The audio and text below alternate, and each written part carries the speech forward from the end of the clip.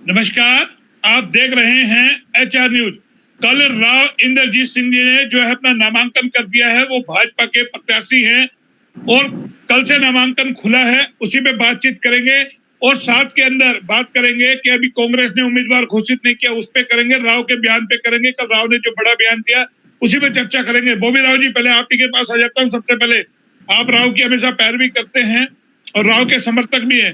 कल राव साहब ने नामांकन कर दिया है, लेकिन नामांकन के दौरान जो एक बड़ी बात कही, उस पर हम चर्चा में बैठे हैं कि 10 साल में बीजेपी में रह लिया, मैं काम नहीं करा पाया, मुझे 5 साल का समय और दिया जाए।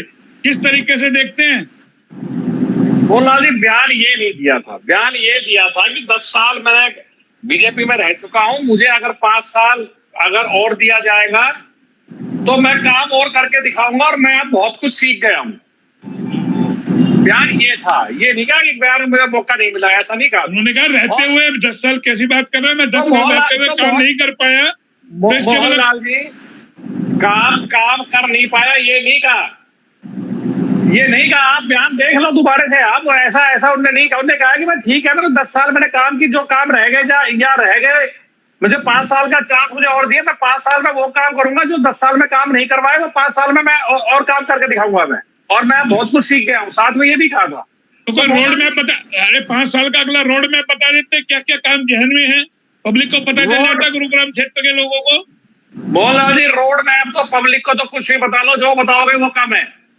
आप पब्लिक के जनहित के कार्य जो है, मैंने आपको उस दिन भी कहा था, और आप इससे मुझे कब भी डिबेट कर लीजिए, मैंने लिस्ट निकाल कर रख रखी है। राव साहब ने अपने लोकसभा क्षेत्र में जो 2019 से लेकर 24 तक काम करवाए थे, सरकारी लिस्ट है मेरे पास, गांव वाइज ब्लॉक वाइज लिस्ट है सारा।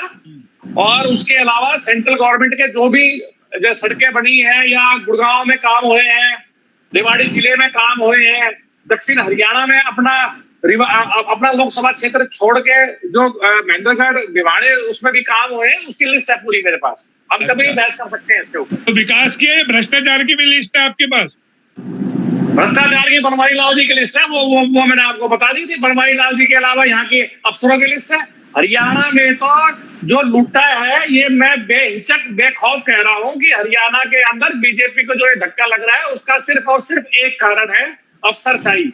अफसरों ने, बीजेपी की सरकार में अफसरों ने दोनों हाथों से पब्लिक को लूटा है और सरकार को लूटा है। तो ये तो पूरा मुद्दा आप ही ने उठाया था, नगर परिषद का भी मुद्दा आपने उठाया था। मैंने उठाया था, तो मैं हाँ जी उठा रहा था, लेकिन तो मैं उससे अपनी बात पीछे नहीं हटा, प्रूव भी होगी सारी बात। लेकिन वो तो आज मंच पे नजर आ रहे हैं। आपने तो कहा था कि बोला अगर इनके मंच पे, राव के मंच पे आए तो राव को बड़ा नुकसान होगा, लेकिन अब तो आ रहे हैं मंच पे। मैंने तो कहा था उस बात का कि अगर बनवारी लाल जी राव साहब का मंच शेयर करते हैं तो राव साहब का नुकसान होगा। मैं आज भी कह रहा हूँ कि बनवारी लाल जी अगर राव साहब का मंच शेयर करेंगे तो निश्चित तौर पे नुकसान वो कितना होगा ये मैं कह नहीं सकता, मगर नुकसान जरूर होगा अगर बनवारी लाल जी साथ रहेंगे तो राव साहब। तो कल वो भी मंच पे नजर आए हैं वहां पे नामांकन। मंच पे आ गए, अब किसको धक्का, आपको आदमी बेशरम हो जाए तो किसको धक्का देके थोड़ी वापस उतार दिया जाएगा? मोहनलाल जी, पार्टी के नाम के, मंत्री के नाम पे, अब वो तो अपने चिपके हुए हैं। वो चिपके हुए इसलिए कि शायद इस बहती गंगा में मेरे भी मैं आखिरी सवाल कर लेता हूँ। आपको नहीं लगता राव कुछ हड़बड़ाए हुए से हैं? भाई बराबर में प्रतिद्वंदी नहीं है। पहले एक बयान दिया था, आपने देखा होगा, बीजेपी कार्यकर्ता को लेकर आए तो वेलकम, नहीं तो वेलकम। तो अब ये इस तरीके का बयान कि मैं 10 साल सत्ते में रह लिया, ये हड़बड़ाहट कहीं आपको नहीं लगता हो रही है? नहीं मोहनलाल जी, हड़बड़ाहट नहीं है। वो अपने दिल से बात कहना चाह रहे थे कि भाई मैं बहुत कुछ अब सीख गया हूँ। जैसे कि बीजेपी में 10 साल हो गए थे, काम करवाने के तरीके कैसे काम होते सीख गया हूँ। अगर मुझे 5 साल तुमने और दिया तो मैं इनसे ज्यादा काम करके दिखाऊंगा। अच्छा, राव साहब का चलिए सुरेंद्र जी हमारे साथ है नारनौल से। सुरेंद्र जी, कल आप वहां गए थे, बयान को किस तरीके से देखते हैं? हड़बड़ाहट नहीं लगती राव इंद्रजीत सिंह में कहीं ना कहीं? इससे पहले एक बयान आया था, आपने देखा होगा।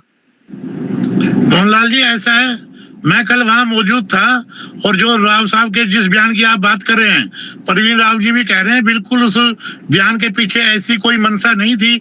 उन्होंने कहा भी मैंने काफी काम कराए हैं और जो कुछ काम अधूरे रह गए अगले 5 साल में करा दूंगा। मुझे नहीं लगता भी इसमें कोई ऐसी कोई गलत बात उन्होंने कही थी। उनका कहने का अभिप्राय था कि भाई 10 साल के अंदर जो उनके दिमाग में एक विजन था, जो कुछ उन्होंने सोचा हुआ था, वो काम कुछ अधूरे रह गए हैं, वो अगले 5 साल में कराए जाएंगे। और मैं मोहनलाल जी आपको ये बता देना चाहता हूँ कि राव इंद्रजीत सिंह हरियाणा के बड़े नेताओं में है और वो मुख्यमंत्री पद के दावेदार भी रहे हैं, और रह करके कई ना कोई उनके दिमाग में ये बात रहती है। दक्षिण हरियाणा की जनता खासकर ये चाहती है कि राव इंद्रजीत सिंह हरियाणा के मुख्यमंत्री बने। अब वो तो मौका कब आएगा, तो राव साहब ने ये कहा। अरे भाई सुरेंद्र जी, पढ़ने की बारी आती है वो पीछे हट जाते हैं। अभी आया था मौका, क्यों नहीं विरोध किया, क्यों नहीं भाजपा में जाकर के डंडा बंडा उठाया? भाई मुझे बनाइए जब आपको ओबीसी का बनाना है, जब कुछ करने की बारी आती है तब तो राव कहते हैं बोलो मुझे मेरी चलती नहीं, मुझे पूछते नहीं है। ये बताइए आप। मोहनलाल जी, इसमें किसी की राय नहीं ली गई विधायकों की। ये तो ऊपर से आपको पता है, जैसे भाजपा में ट्रेंड चल रहा है, पर्ची आती है, पर्ची के अंदर ऑब्जर्वर है, वो नाम दे देते हैं, और किसी की हिम्मत नहीं है। आज जब मोदी जी प्रधानमंत्री हैं तो उनके जो एक भाजपा का चाल चरित्र जो है, किसी की बोलने की हिम्मत नहीं है, तो इस वजह से कोई कह नहीं पाता। अगर वहां पर दम घुट रहे हैं, आपके हिसाब से दम घुट रहे हैं यहाँ पे अभी भी? भाई बोल नहीं सकते। कांग्रेस में तो बड़े बोलते थे, बड़े नारे लगते थे कांग्रेस में, तो वहां तो बड़ा इंसाफ चाहिए था। सीएम पे आरोप लगाते थे, बोला भेदभाव हो रहा है हरियाणा के साथ, हमारे दक्षिण हरियाणा के साथ। अब क्यों नहीं निकलता ये भेदभाव? ये दर्द तो कहीं ना कहीं है, पीड़ा तो है कहीं ना कहीं। मोहनलाल जी देखो, ये तो राव इंद्रजीत सिंह की खासियत रही है कि वो झूठ नहीं बोलते, और जो भी उनको विरोध करना होता है सरेआम करते हैं, मंच पे करते हैं, हजारों की भीड़ के अंदर करते हैं। तो राव इंद्रजीत सिंह है, वो अपनी बात को, चाहे वो सरकार के कई बार विरोध में भी जाती है और हाईकमान भी उससे नाराज रहता है, और राव साहब उस बात का नुकसान भी उठाते हैं, तो कहीं ना कहीं जाती है, लेकिन वो अपनी बात को बेहिचक और बिल्कुल निडर होकर के कहते हैं, और उनका खमियाजा उनको भुगतना पड़ता है। लेकिन इलाके को भी तो भुगतना पड़ता है ना भाई। अगर सीएम बन जाते, अगर अभी थोड़ा सा जैसे सीएम बदला था, दिखाते दम खम इलाके का, भाई इलाके की जनता तो चाहती है ना राव सीएम बने, लेकिन राव भी तो दिखाए ना, राव भी तो अपना दम दिखाए, इलाके ने तो जिता के भेज दिया। सीएम बनाना है ना, जनता ने तो उनको एमपी बना दिया, एमएलए भी पहले बनाए, मंत्री रहे। नहीं, जनता के हाथ में थोड़ी है भाई सीएम बना दे, वो तो पूरा हाईकमान है और विधायकों की राय है, जैसा एक प्रोटोकॉल होता है उसके अनुसार बनता है।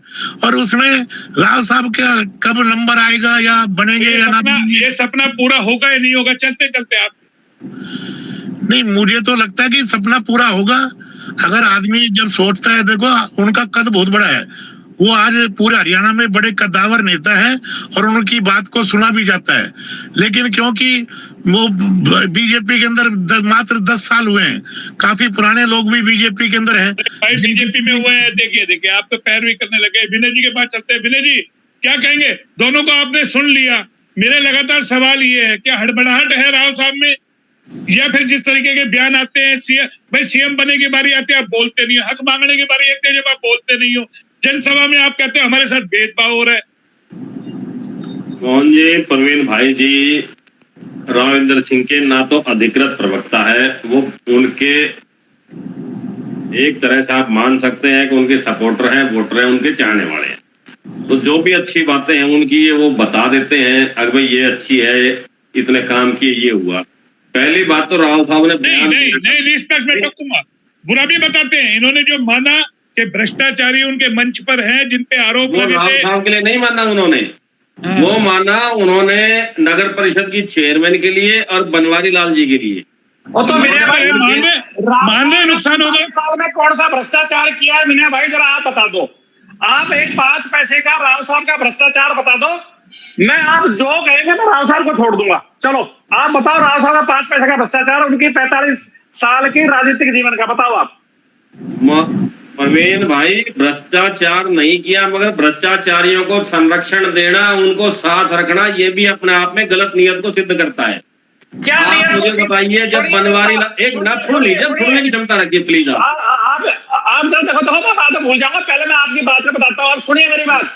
आप किसी पार्टी के मेंबर नहीं रहे हैं, आप किसी पार्टी में रहे हैं तो छोटे से पद पे रहे हैं। पार्टी में जब मेंबर रहेंगे और पार्टी किसी ओहदे पे रहेंगे ना, तो पार्टी का प्रेशर होता है, मुख्यमंत्री का प्रेशर है, पार्टी का अध्यक्ष का प्रेशर है, सेंट्रल कमांड का प्रेशर है कि आपको ये आदमी साथ रखने पड़ेंगे। आदमी ना चाहते हुए भी अपने साथ रखने पड़ते हैं। विनय भाई, राजनीति में चलते रहना, आदमी था तो हमने राव साहब के मंच पे ही हमने आवाज उठाई है। हम राव साहब जो आप कह रहे हैं ना, ठीक है, मैं उनका प्रवक्ता नहीं हूं, मगर मेरे परिवार का और मेरा इतिहास है कि हम पिछले 60, 70, 80 साल से राव साहब का परिवार छोड़ के हमने किसी बॉबी राव जी सुन लिया। बॉबी राव जी, विनय जी को बोलने दो। आपके पास देखो थोड़ा सा समय का भी अभाव, हम छोटे डिबेट करना चाहेंगे। आपने एक बहुत अच्छी बात की बॉबी राव जी, मैं आपकी तारीफ करूंगा कि राव को नुकसान होगा। बिल्कुल आपने निष्पक्ष ये बात करी है। आप कंटिन्यू विनय यादव जी। नहीं मोहन जी, कोई एक सवाल और है सुरेंद्र से। बॉबी साहब पहले कर लो ताकि बीच में ना बोले करिए। पूनम को टिकट दिलवाई, हमारी नगर परिषद के चेयरमैन को राव साहब ने बड़े ढिंडोरे पीटे गए। राव साहब समर्थकों द्वारा, राव साहब के द्वारा हमने टिकट दिलवाई। बनवारी लाल जी को टिकट मिली, जब ये वाक्य दोहराया गया, बड़े ढिंडोरे पीटे गए, हमने टिकट दिलवा दी, फलानी फलानी फलानी। जब इनके आदमी भ्रष्टाचार कर रहे हैं तो क्या एक प्रेस कॉन्फ्रेंस करके एक शब्द उस नेता के मुंह से निकला है आज तक के अगर मेरी तरफ से गलती हुई है मैं इन लोगों पे कार्रवाई करवाऊंगा? पार्टी का प्रोटोकॉल है, वो अपने हित की बात आती है तो खुल के सभा में बोलने के लिए तैयार है। अगर मेरे साथ भेदभाव हो रहा है, दक्षिण हरियाणा के साथ भेदभाव हो रहा है, काम नहीं करने दिया जा रहा, पर जब उनके ही आदमी भ्रष्टाचार करते हैं तो क्या संदेह की उंगली उनके ऊपर नहीं जाएगी? बताइए आप मुझे एक चीज। दूसरी बात, राव साहब ने कहा 10 साल में रहा, जो काम मैं नहीं करा पाया मुझे एक मौका और दीजिए, मैं करा पाऊंगा। तो ये बताए तो सही कि मैं कौन कौन से काम नहीं करा पा रहा है इन 10 साल में। अपने काम वो भी तो करवा दे एक बार, जो मैं नहीं करा पाया 10 साल में, जिनको मैं कराने के लिए 5 साल का मौका और मांग रहा हूँ। जनता को भी तो पता चलना चाहिए। हमारे सांसद है 20-4 योजना से मैंने भी वोट दिए उनको, तो क्या मुझे अधिकार नहीं है अब ये जानने का वो कौन से काम नहीं करा पाए? केवल एक परम भक्ति होना एक वो नहीं है जरूरी। आप जब मंच पर किसी में बैठे हैं और आप बात करते हैं सत्यता की, नैतिकता की, तो उसका आकलन के हिसाब से आप उस पर बात करें सभी। तो इसलिए मैं कह रहा हूं, अब ये भी तो बताए कि मैंने 10 साल में ये काम कराया और मैं ये कराने की इच्छा थी जो पार्टी ने नहीं करने दिए, अब मैं आने वाले 5 साल में ये कराऊंगा, ये मेरा रोड मैप है। तो ये इस तरह की जो बातें हैं ना, हर बात के दो पहलू होते हैं सिक्के के। आप आगे से देखेंगे अलग नजर आएगा, पीछे से अलग आएगा। दूसरी बात ये, राव साहब करें अब मैं सीख गया हूं, मतलब 10 साल उनको सीखने में लग गए भारतीय जनता पार्टी में रहकर। अब काम कैसे होंगे और कैसे करवाए जाएंगे, और जो बोलने की आजादी कांग्रेस के समय थी। मुझे आज भी याद है कि राव साहब की एक जगह रैली में इनके मुख्यमंत्री के नाम के नारे लगे थे, अगर मुख्यमंत्री बनाया जाए। अब राव साहब जब खुद अपने मुंह से ये कह देते हैं, अगर मेरी मुख्यमंत्री की इच्छा नहीं है बनने की, जनता चाहती है मैं बढ़ूं। अरे आपकी इच्छा नहीं है, जनता जबरदस्ती किसको बढ़ा सकती है? जनता को तो पावर ही नहीं है। जनता ने तो आपको सांसद बना के भेज दिया। अब आगे जो पावर और दबदबा काम आएगा वो आपका आएगा, जनता का नहीं आएगा। आप क्या चाहते हैं कि आपके मुख्यमंत्री बनाने के लिए जनता सड़कों पर रोज बैठे आंदोलन करे, जैसे एम्स का करना पड़ा लगातार। जब एम्स की घोषणा हुई तो क्या अब आपके लिए भी जनता सड़कों पे बैठ के आंदोलन करे, जैसे मेट्रो के लिए करना पड़ रहा है लोगों को? अरे आप सांसद हैं, सरकार में, आप खुले मन से कहिए ना, अगर जनता को परेशान होने की जरूरत नहीं, आंदोलन करने की जरूरत, मैं दिला के लाऊंगा, अगर मैं करूंगा सब कुछ। चलिए विनय जी बात रखिए, लेकिन समय का अभाव है, छोटी डिबेट करेंगे। मैं 30-30 सेकंड तीनों को दे रहा हूँ। ये बताइए, टिकटों की घोषणा हो जाएगी तो क्या चुनाव का मुकाबला रोचक होगा? सुरेंद्र जी पहले आपके पास, अभी कांग्रेस के उम्मीदवारों की घोषणा नहीं हुई है, प्रतिद्वंदी बराबर में नहीं है। देखो, इस बात को कल मैं वहां मौजूद था नामांकन जनसभा के अंदर, वहां राव साहब ने खुद माना है कि प्रतिद्वंदी जो आएगा कभी भी कमजोर नहीं समझना चाहिए। तो चुनाव ही होता है, और उसके अंदर बेशक वहां लोगों में जो जोश और माहौल था तो उसके हिसाब से उनके हौसले काफी बुलंद थे। परंतु जब प्रतिद्वंदी आएगा तो चुनाव तो रंग तो बदलेगा ही, ऐसी कोई बात नहीं है। बिल्कुल। बॉबी राव जी समय का अभाव, 30 सेकंड। लाल जी, मैं तो पिछली डिबेट में भी आपको बताया था कि हम तो अपनी तैयारी कर रहे हैं, हम अपना इलेक्शन लड़ रहे हैं। कैंडिडेट आएगा उस हिसाब से थोड़ा और जोर लगा लेंगे। विनय जी, रुख पलटेगा चुनाव का, या अभी माहौल जिस तरीके से कैंडिडेट कौन आता है कांग्रेस का, उस पर डिपेंड करता है कि आगे का रुख क्या रहेगा, कितनी आप उसके अंदर प्रतिस्पर्धा होगी स्पष्ट। आज जितना लेट घोषणा हो रही, कांग्रेस को कहीं ना कहीं नुकसान उस चीज का जा रहा है, क्योंकि भाजपा के चुनाव की घोषणा होने के बाद उनके कार्यकर्ता, उनका रोड मैप, उनके नेता फील्ड के अंदर है, उनका फायदा उनको फिलहाल मिल रहा है। अब कांग्रेस तमाम लोग डिपेंड रहेगा, आगे का डिपेंड रहेगा। तो ये तमाम लोग मेरे साथ जुड़े और इन्होंने अपनी बातें रखी। फिर आएंगे किसी नए अपडेट पे, तब तक के लिए नमस्कार।